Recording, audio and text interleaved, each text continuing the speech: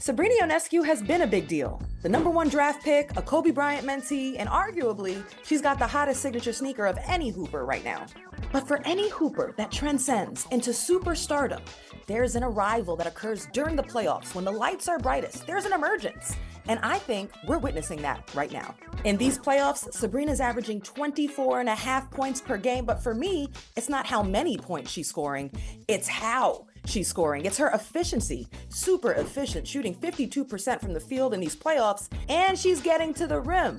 These are tough and gritty buckets. It's been her improvement off the bounce and addition of a floater that's been a game changer.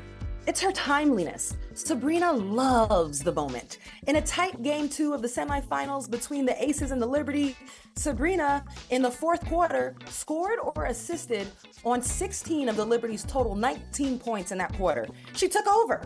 I spoke with Sabrina, and she admitted to me that last season's playoffs, it was her first time playing in a semifinal or a finals, and she felt like a deer in headlights. This season, she feels more poised and confident, and it shows.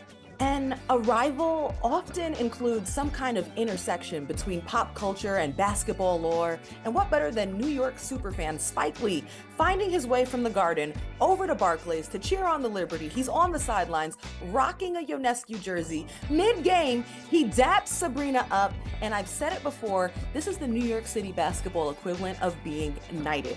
Somebody better give Sabrina a pair of Timbs, a Yankee fitted, and a chopped cheese, because she is elevating into New York City basketball royalty.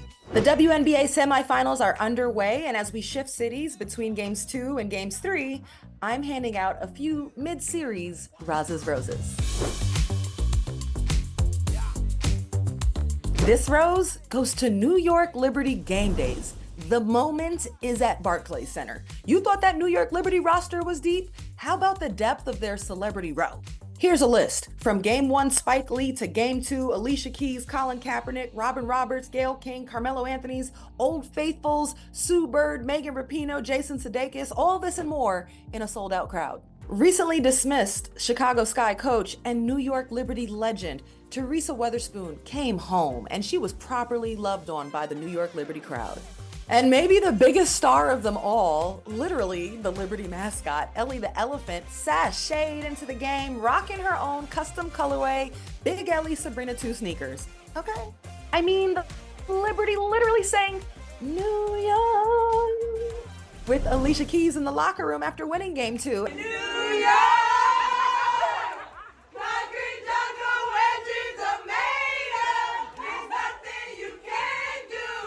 Now you're in New York! And guys, Alicia's in the locker room rocking the custom off-white Letterman jacket designed exclusively for the Liberty. The cultural relevance is actually crazy and definitely rose-worthy. My next rose is for Tiffany Hayes of the Aces for starring in her role.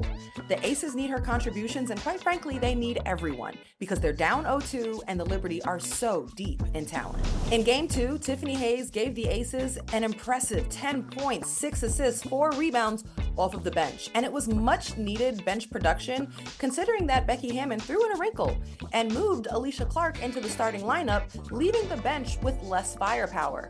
A rose for Tiffany Hayes for stepping up when the Aces needed her most. A rose for the heart and resilience of Courtney Vanderloo, who in Game 2 of the semifinals against the Aces, Courtney barely missed, coming off the bench to spark the Liberty with 12 points, 4 rebounds on 5 for 7 shooting, and most notably, a huge block on Jackie Young. She's such a sneaky defender, that one. This summer has been a journey for Courtney. She's had to ramp up at the beginning of the season because she didn't play overseas. Then she missed nearly a month away from the team due to the painful loss of her mother, as well as missing games due to injury. The Olympic break provided valuable time for Courtney to work on her game. And in the second half of the season, she was looking like her old self, pushing the pace, finding her teammates with assists, and attacking the rim. Then the playoffs arrive, and Coach Brandello moves her to the bench as a strategy wrinkle to bring the rookie Leonie Fibish into the starting lineup. And Sloot hasn't come off the bench in the playoffs since 2017. We are talking about one of the greats of the league, and she sacrificed to be whatever it is that the Liberty were asking her to be. And when her number was called in Game 2, she was ready. A rose for Courtney Vanderloo. Over in the Lynx-Sun semifinal matchup, I got a rose for the trade deadline darlings of Marina Mabrey and Myisha Hines-Allen. Marina is giving the Sun a burst of offensive presence, three-point shooting, and is averaging about 20 points per game in these playoffs. She fits right in with the chippy and gritty nature of this team, and coming from Chicago, she said she wanted to play with a contender, and she's making the most of the opportunity to do just that. Myisha is so versatile. She's so strong. A lot of what she does won't show up in a stat sheet, like her physicality, like her screen setting. She will get you open, like her enforcement of toughness for the team. In Game 2, she made a huge momentum bucket to head into halftime for the Lynx.